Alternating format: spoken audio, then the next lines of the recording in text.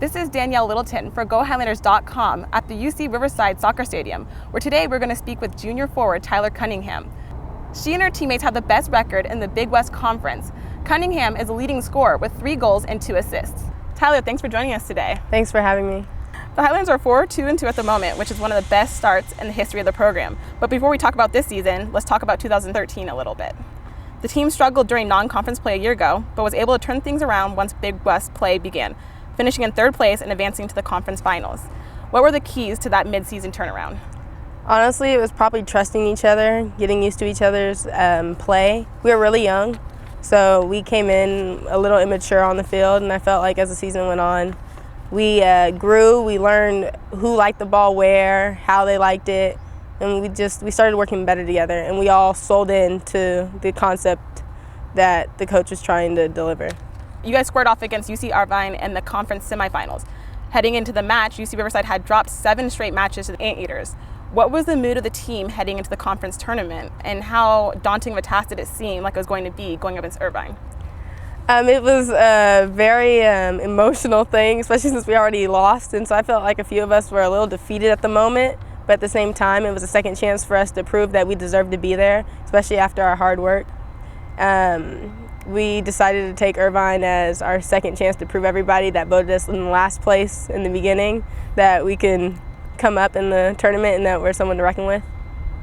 So the play of the match was naturally a game winner. As we look at the play on the monitor, where were you on the field and how did you see everything unfold?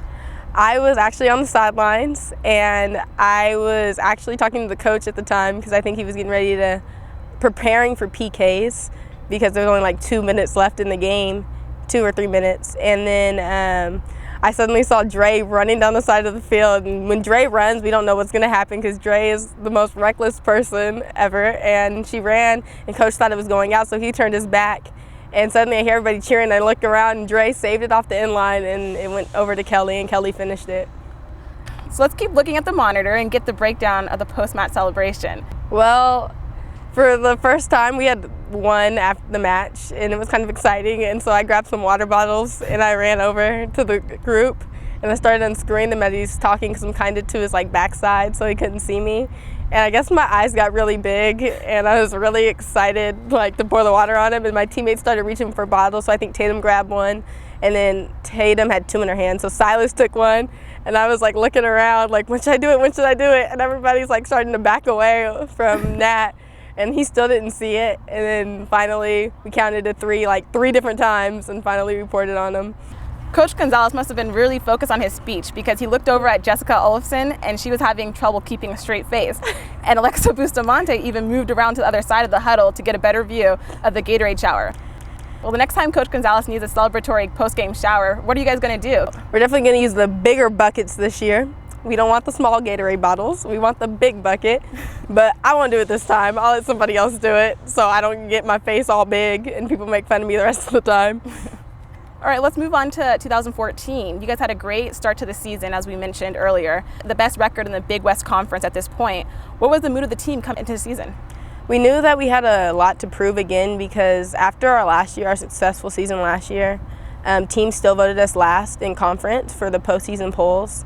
And it was a little disrespect for us, it was a fluke. So we felt like we had a lot to prove this season, and I felt like we came out strong, and we did that as a team.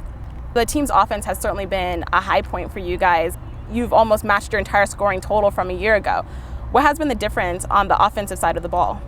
We started doing a forward training earlier with Keyshawn, and our finishing has improved so much. I feel other girls are also been coming out here working on their kicks and their free time. I think the more practice that we have, the better we're getting as a team.